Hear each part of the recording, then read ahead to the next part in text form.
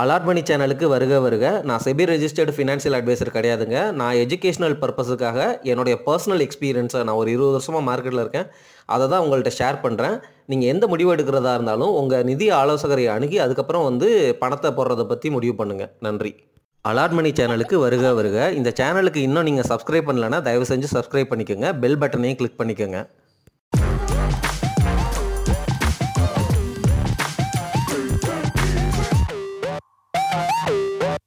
அனைவருக்கும் வணக்கம். இந்த வீடியோ பதிவில் திரு PR சுந்தர் சார் அவர்களை பற்றியும் திரு ஆனந்த் ஸ்ரீனிவாசன் சார் அவர்களை பற்றியும் எனக்குள்ள ரொம்ப நாளாகவே சில தாட்ஸ், சில விஷயங்கள், சில கருத்துகள் உள்ளே தோணிகிட்டே இருக்குது.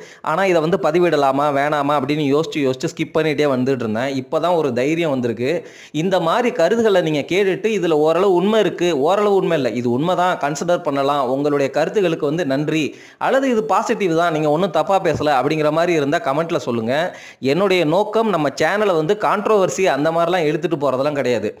தமிழ்நாட்டில், இந்தியாவில் இந்த ரெண்டு பீப்புளும் ரொம்ப பாப்புலரான பீப்புள். PR சுந்தர் சாராக இருக்கட்டும், ஆனந்த் ஸ்ரீனிவாசன் சாராக இருக்கட்டும், ரொம்ப ரொம்ப பாப்புலர் பர்சனாலிட்டிஸ். எனக்கு அவங்கள பற்றி பேசுகிறதுக்கோ தப்பாக பேசணும் அப்படிங்கிற நோக்கமும் கிடையாது. தப்பாக பேசுகிற அளவுக்கு நான் ஒன்றும் வளரவும் கிடையாது, அல்லது சரியாக பேசுகிறதா இருந்தாலும் அவங்க அளவுக்கு ஆள் நான் கிடையவே கிடையாது. ரொம்ப சாதாரண பர்சன் நான். இருந்தாலும் எனக்குள்ள சில தாட்ஸ் தோணுது. நம்ம சப்ஸ்கிரைபருக்கு இது பெனிஃபிட்டாக இருக்கும்னு தோன்றதுனால நான் உங்ககிட்ட வீடியோ பதிவை போடுறேங்க. திரு ஆனந்த் ஸ்ரீனிவாசன் சார் அவர்களை பற்றி பார்த்தோம் அப்படின்னா, அவருடைய நோக்கம் எண்ணம் எல்லாமே மிடில் கிளாஸ் மக்கள் எப்படி பணத்தை சம்பாதிக்கணும், எப்படி பட்ஜெட் போடணும், தங்கத்தோடைய அவசியம் என்ன, ஒரு ஸ்டாக்கை நம்ம எப்படி வாங்கணும், எந்த மாதிரி காஃபி கேன் போர்ட்ஃபோலியோவில் 1 2ன்னு வாங்கிட்டு போகணும், எந்த மாதிரி கம்பெனியை வாங்கணும், எந்த மாதிரி கம்பெனியை எந்த வேல்யூவேஷனில் வாங்கணும், ப்ரொமோட்டர் நல்லா இல்லைன்னா வாங்கவே கூடாது, வேல்யூவேஷன் ஜோனுக்குள்ளே வரவே இல்லைன்னா அந்த ஸ்டாக்கை வாங்கவே கூடாது. இந்த மாதிரி ரொம்ப ரொம்ப சாலிடான கோர் டிஃபென்சிவ் ஸ்ட்ராட்டஜியை இந்தியா முழுக்க, அதுவும் தமிழக மக்களுக்கு ஒரு புரட்சியை ஏற்படுத்தின ஒரு நாலேஜபிள் பர்சன் தான். சரிங்களா? அவருடைய நாலேஜினால் பல பேர் தமிழ்நாட்டில் பயனடைஞ்சிருக்கிறாங்க அப்படிங்கிறத மறுக்கிறதுக்கு கிடையவே கிடையாது. அதே சமயம் அவர் போல்டாகவும் நேர்மையாகவும் அவருக்கு தோன்ற கருத்தை நல்லாவே சொல்கிறாரு. ஆனால் அவருடைய இன்வெஸ்ட்மெண்ட் ஸ்டைலில் அல்லது அவர் போடுற வீடியோக்களில் நீங்கள் இந்த 2 விஷயம் அப்சர்வ் பண்ணீங்களா அப்படிங்கிறது தான் எனக்கு நான் கேட்குற கேள்வி. திரு PR சுந்தர் சார் பற்றி பார்க்கணும் அப்படின்னா, காலில் செருப்பு கூட போடாமல் பள்ளிக்கூடம் போன ஒரு பையன் இன்னைக்கு மிகப்பெரிய செல்வந்தராக சென்னையில் ரோல்ஸ் ராய்ஸ் காரில் வலம் வருகிறார். அவருடைய நோக்கமெல்லாம் ட்ரேடிங் மூலமாக அந்த ட்ரேடிங் அப்படின்னா இருக்கிற இமேஜை உடைக்கணும், ட்ரேடர்ஸுக்கு மரியாதை நம்ம நாட்டில் வரணும் அப்படிங்கிறது தான் அவருடைய நோக்கமாக இருக்குது. ஆக்டர் விஜய் வீட்டுக்கு பக்கத்து வீட்டுக்காரர், மிகப்பெரிய செல்வந்தர். நிஃப்டி கொரோனா டைமில் 7200 போனப்போ 15,000 முதல்ல தொடப்போகுது அப்படின்னு அவருடைய ப்ரெடிக்ஷனை ரொம்ப போல்டாகவும் சொன்னவர். சொல்லிட்டு அதே மாதிரி நடந்துச்சு. அதே போல் கொரோனா டைமில் திரு ஆக்டர் ரஜினிகாந்த் அவர்கள் 1 கோடி ரூபா தமிழ்நாடு கவர்மெண்ட்டுக்கு டொனேட் பண்ணாங்க. இவரும் 1 கோடி ரூபா அவருடைய ட்ரேடிங் ப்ராஃபிட்லேருந்து டொனேட் பண்ணார். அவருடைய கருத்துக்களை போல்டாக சொல்லக்கூடிய ஒரு மனிதர் தான் PR சுந்தர் அவர்கள். சரிங்களா? இந்த இடத்துல ரெக்கார்ட் பண்ணும் பொழுது நம்ம பெரிய பர்சனாலிட்டிஸை பற்றி பேசுகிறோம். சின்ன சேனல் தான், கண்டிப்பாக இந்த வீடியோ 100 பேர் கூட பார்க்க மாட்டாங்க, எனக்கு தெரியும் தான். பட் ஸ்டில் நான் என்னுடைய நோக்கம் அவர்களை பற்றி தப்பாக பேசுகிறது கிடையவே கிடையாது. 2 பேரும் ரொம்ப ரொம்ப சக்ஸஸ்ஃபுல்லான மிகப்பெரிய மனிதர்கள். சரிங்களா? இதில் எனக்கு அப்சர்வேஷன் இருக்குது. திரு PR சுந்தர் சார் பற்றியும் ஒரு அப்சர்வேஷன் இருக்குது, திரு ஆனந்த் ஸ்ரீனிவாசன் சார் பற்றியும் சில அப்சர்வேஷன்ஸ் இருக்குது. நம்ம தொடர்ந்து பேசலாம்.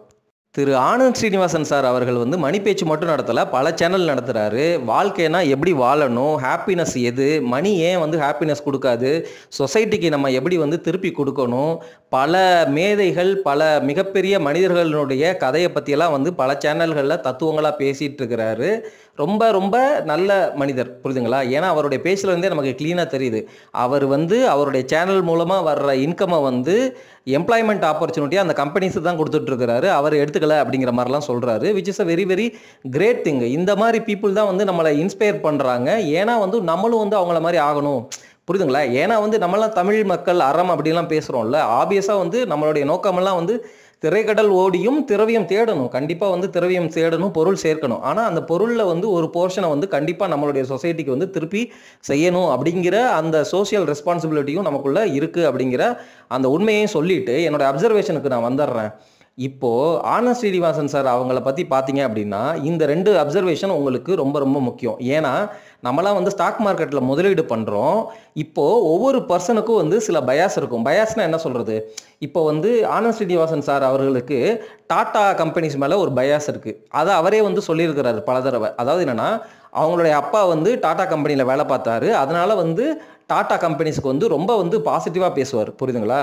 அதே சமயம் வந்து பாசிட்டிவாக பேசுகிற அளவுக்கு டாடா கம்பெனிகள் வந்து ஒன்றும் கம்மியான கம்பெனிகள்லாம் கிடையாது. அவர் பேசுகிற அளவுக்கு அல்லதுக்கு அதுக்கு மேலே உள்ள ப்ரொமோட்டர் எத்திக்கல் வந்து ரொம்ப ஸ்ட்ராங்காக இருக்கக்கூடிய கம்பெனிஸ் தான் வந்து டாடா நிறுவனங்கள், புரியுதுங்களா? பாண்டெல்லாம் வந்து பார்த்தீங்கன்னா காசை வந்து திருப்பி எப்படியா இருந்தாலும் கொடுத்துருவாங்க. அந்த மாதிரி வந்து ரொம்ப சூப்பரான கம்பெனி. ஆனால் நீங்கள் என்ன புரிஞ்சுக்கணும் அப்படின்னா, டாடா என்னதான் வந்து மிகப்பெரிய எத்திக்கல் பர்சனாக இருந்தாலும் எண்ட் ஆஃப் த டே நீங்கள் ஒரு ஸ்டாக் வாங்குறீங்க அல்லது ஒரு பாண்டு வாங்குறீங்கன்னா நீங்கள் புரிஞ்சிக்க வேண்டிய முக்கியமான விஷயம், நீங்கள் முதலீடு பண்ணுறீங்க, சரிங்களா? ஸ்டாக்கில் முதலீடு பண்ணுறீங்க, டாடா ஸ்டாக் வாங்குறீங்க.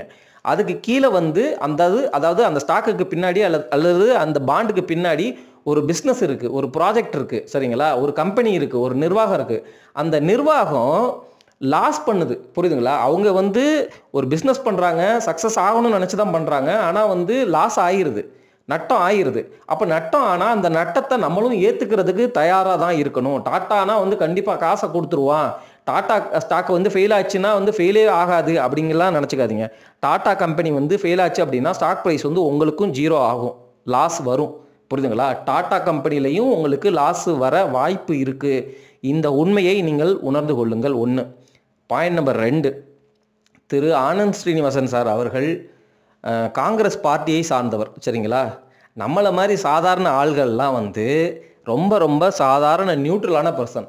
ஒரு பிஸ்னஸ், ஒரு முதலீடு அப்படின்னு வரும்பொழுது நம்ம எந்த கட்சி சைடும் வந்து பயாஸ்டாக இருக்கணுங்கிற அவசியமே கிடையாது. சாதாரண மக்கள் நம்மெல்லாம் நம்ம என்ன பண்ணணும், இந்த கம்பெனி நல்ல கம்பெனியா, இந்த ப்ரொமோட்டர் நல்லவரா, நமக்கு வந்து இந்த காசு போட்டால் வருமா அப்படின்னு தான் பார்க்கணும்.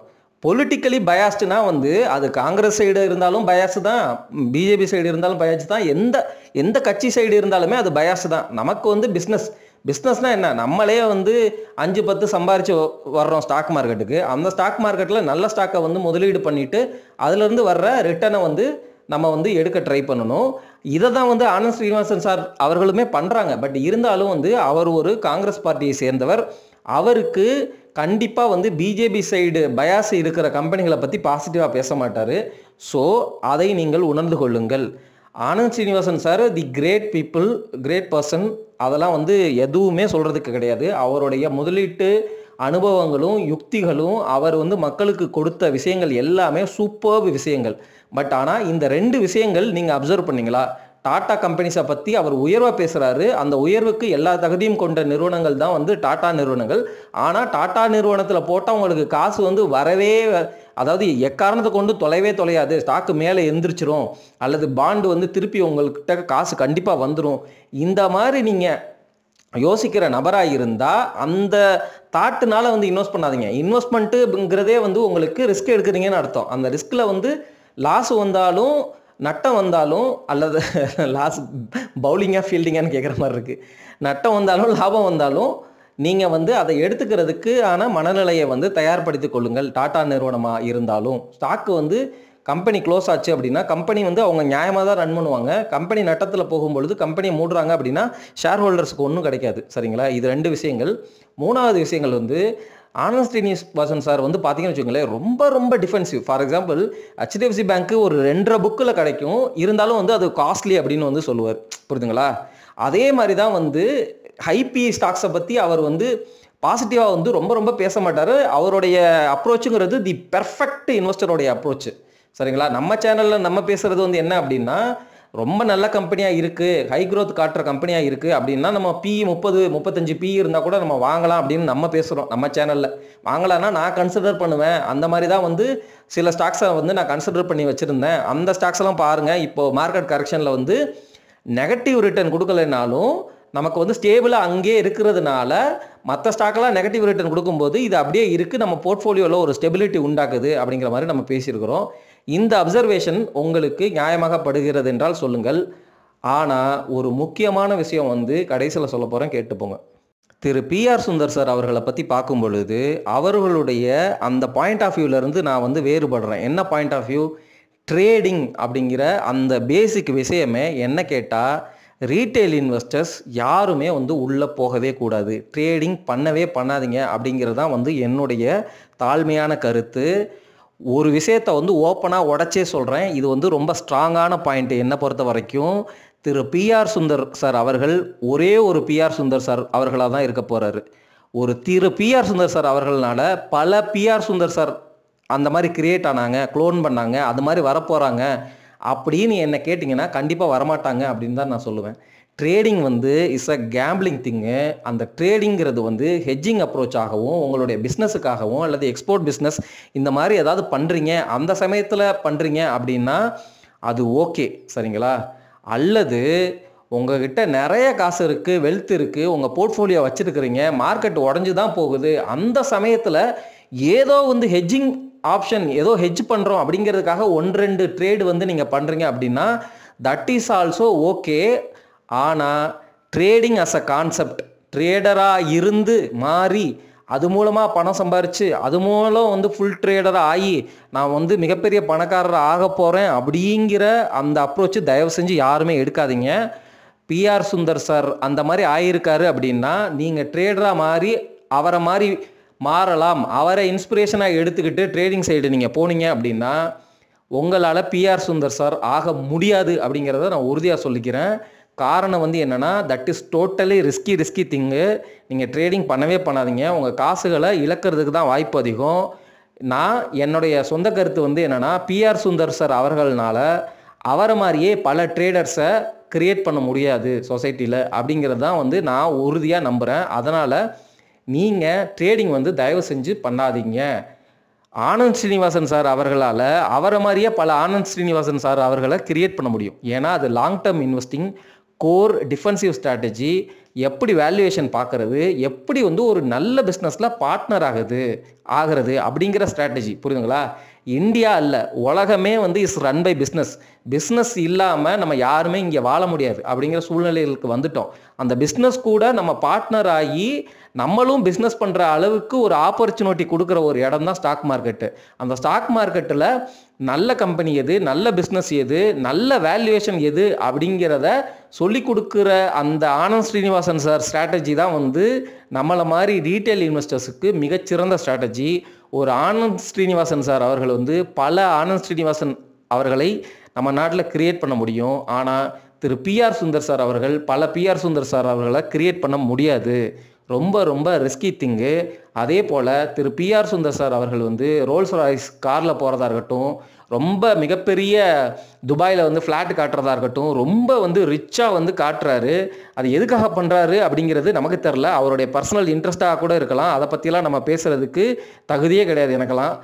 ஆனாலும் அந்த மாதிரி ஷோ ஆஃப் அப்படிங்கிற விஷயம், ஷோ ஆஃப் அவர் பண்ணுறாருன்னு நான் சொல்ல வரல, நமக்கு அது ஷோ ஆஃபாக வந்து தெரியும். எல்லாரும் வந்து இதை பார்த்து டெம்ட் ஆகுவீங்க. நிறைய பேர் சாதாரண மக்கள் வந்து பயங்கரமாக டெம்ட் ஆகிறது. ஒருத்தர் வந்து காரில் வந்து போகும் பொழுதும் பயங்கரமாக மிகப்பெரிய ஆடம்பர வாழ்க்கையை வாழ்ந்து காட்டும் பொழுதும் டெம்ட் ஆகிறது அப்படிங்கிறது ரொம்ப ரொம்ப இயல்பான விஷயம். சாதாரண மனிதர்களுக்கு இது இயல்பான விஷயம்.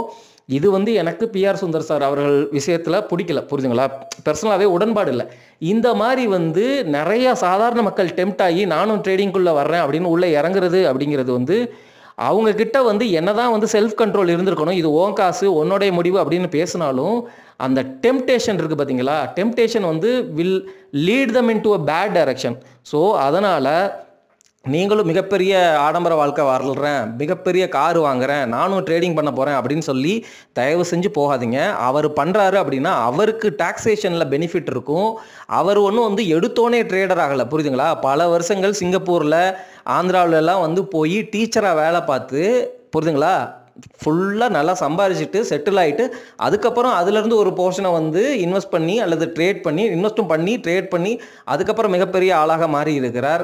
நீங்கள் 25 வயசில் 30 வயசில் இப்போ போயிட்டு நான் எடுத்தோடனே ட்ரேடர் ஆகிறேன்னு போகாதீங்க. உங்களுடைய நேரம் வேஸ்ட்டு. நாலேஜ் அப்படிங்கிறது என்னதான் நீங்கள் கற்றுக்கிட்டாலும் உங்களுடைய ஆப்போசிட் பார்ட்டி ரொம்ப ரொம்ப பவர்ஃபுல்லான பார்ட்டியாக இருப்பாங்க. பயங்கர சாஃப்ட்வேரு, மிகப்பெரிய ட்ரேடர்ஸு, எக்ஸ்பீரியன்ஸ்டு பீப்புளு. ஒரு பிரெயின் வேலை செய்யாது, பல குரூப் ஆஃப் பிரெயின்ஸ் இருக்கும். அது கூட சேர்ந்து ஏஐ பிரெயின்ஸும் வேறு இருக்கும். உங்களால் பீட் பண்ணுறது ரொம்ப ரொம்ப கஷ்டம். 99% வந்து மக்கள் வந்து ட்ரேடிங்கில் பணத்தை தான் இழந்திருக்கிறாங்க அப்படின்னு வந்து சொல்கிறாங்க. ஸோ பிஆர் சுந்தர் சார் அவர்கள் என்ன தான் ஒர்க் ஷாப் நடத்தி மிகப்பெரிய ஸ்ட்ராட்டஜியை உங்களுக்கு சொல்லித்தர்றேன், நீங்கள் கேபிட்டல் இவ்வளோ இருந்தால் தான் வரணும் அப்படின்னு சொன்னாலும் என்னை பொறுத்த வரைக்கும் நீங்கள் அவருடைய கருத்துக்களை எடுத்துக்கோங்க, அவருடைய சேனலை ஃபாலோ பண்ணுங்கள், அவருடைய விஷனை வந்து நீங்கள் எடுத்துக்கோங்க. ஆனால் தயவு செஞ்சு அந்த ட்ரேடிங் பக்கம் போகாதீங்க. இந்த விஷயத்தில் தான் நான் வந்து முரண்படுறேன். இதை வந்து கொஞ்சம் ஓவராக பேசிட்டேன்னான்னு பயமாக வேறு இருக்குது. திருப்பி ரெக்கார்ட் பண்ணலாமா இல்லை இதையே பப்ளிஷ் பண்ணலாமான்னு யோசிச்சுட்ருக்கிறேன். சரி, பப்ளிஷ் பண்ணி தான் பார்ப்போம். பட் எண்ட் ஆஃப் த டே நான் சொல்ல வர்றது என்னென்னா, 2 பேருமே மிகச்சிறந்த மனிதர்கள். 2 பேருக்குமே வந்து நம்ம சொசைட்டி மேலே அக்கறை இருக்குது. ஒருத்தர் ட்ரேடர், ஒருத்தர் வந்து ரொம்ப ரொம்ப கோர் டிஃபென்சிவ் கிணத்துல போட்ட கல் மாதிரி இன்வெஸ்ட் பண்ணக்கூடிய அற்புதமான பெர்ஃபெக்ட் இன்வெஸ்டர். நம்ம வந்து என்ன பண்ணணும்னா ட்ரேடிங் சைடு போகக்கூடாது. இந்த காரு வாங்குறது, இந்த மாதிரி பெரிய ஆடம்பர வாழ்க்கைக்கு நீங்கள் ஆசைப்பட்டீங்கன்னா அந்த ஆசையே வந்து உங்களை அழிக்கிற டைரக்ஷனில் வந்து இழுத்துட்டு போகும். இதெல்லாம் புரிஞ்சுக்கோங்க, புரியுதுங்களா? இது வந்து இயல்பாக நடக்கிற ஒரு விஷயந்தான். ட்ரேடிங்கிறத வந்து நீங்கள் ஃபுல் டைமாக வந்து பண்ணணும் அப்படின்னா அதுக்கான வெல்த்தை ஃபஸ்ட்டு லாங் டேர்ம் இன்வெஸ்டிங்கில் க்ரியேட் பண்ணிக்கோங்க. வேலை பார்த்து அப்ஸ்கில் பண்ணிக்கோங்க, அல்லது சொந்த தொழிலில் பண்ணுங்கள். எல்லாருமே உலகத்தில் இருக்கிற எல்லாருமே டைரெக்டாக வந்து ஸ்டாக் மார்க்கெட்டுக்குள்ளே ட்ரேடிங் பண்ணியே சம்பாதிக்கிறேன் அப்படின்னு உள்ளே வந்துட்டா அப்போ யார் தான் ரியலாக பிஸ்னஸை ரன் பண்ணுறது, யார் தான் வந்து வேலை பார்க்குறது? சரிங்களா? இந்த கருத்துக்களில் நான் முரண்படுறேன். ஏதாவது தவறாக பேசியிருந்தால் என்னை மன்னிக்கவும்.